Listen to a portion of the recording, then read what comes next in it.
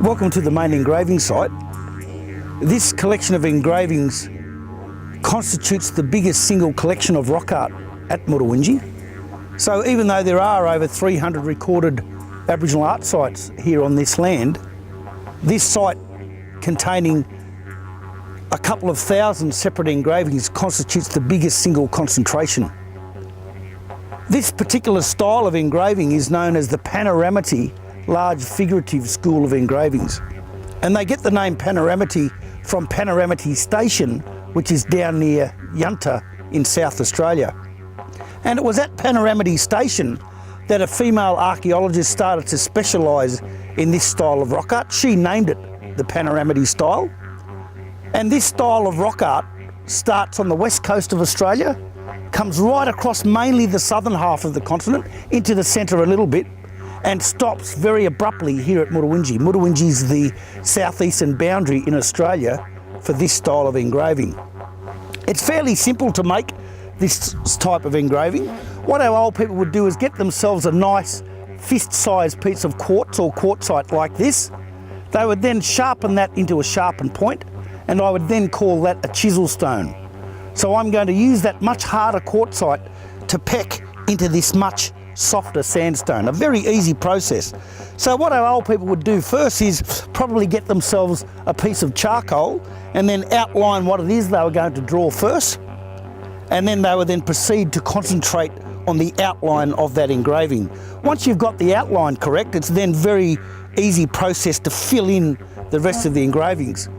So this style of engraving is obviously different to that which is found over on the eastern seaboard, the outline engravings over there, where there are only one continuous outline. The middle of the engraving is not filled in like we can see here. This type of engraving has been very controversially dated at about 50,000 years old. It's considered controversial because normally when we carbon date or C14 date rock art, that dating is only considered reliable out to about 43,000. So any dates beyond 43,000 are met with great scepticism and indeed controversy. This collection of engravings goes all the way up the hill, all the way along the top lip. They go all the way down the hill to ground level and particularly back in the direction of the creek over to my right hand side. Traditionally, only the senior Aboriginal men were allowed to add to this collection of engravings on the hill.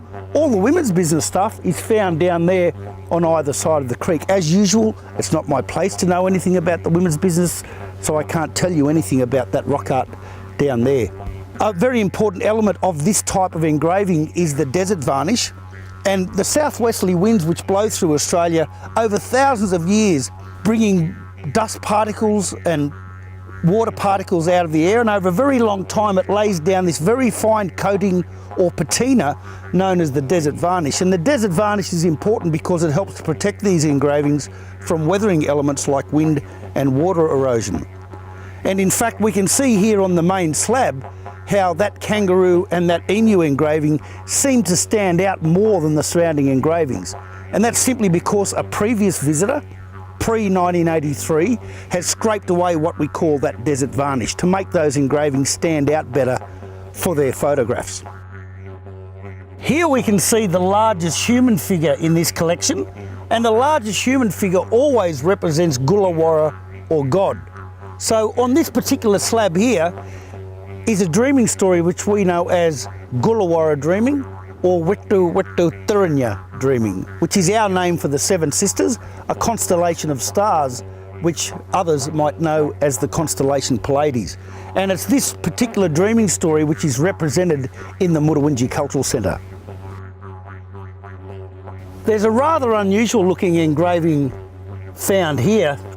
This engraving actually represents one of the largest ceremonial objects used in traditional Australia for many years now, in fact for decades.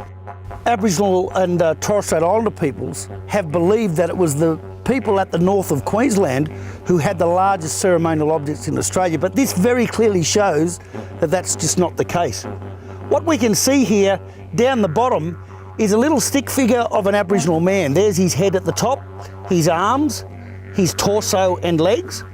And this Aboriginal man is holding a wooden pole in each hand, and you can see that they join together at the top, way above his head. This wooden structure has these wooden cross members which give the structure a degree of stability and strength. Very brightly decorated with different coloured ochre and bird feathers, and this is probably one of the most dramatic sights you would see in traditional ceremony.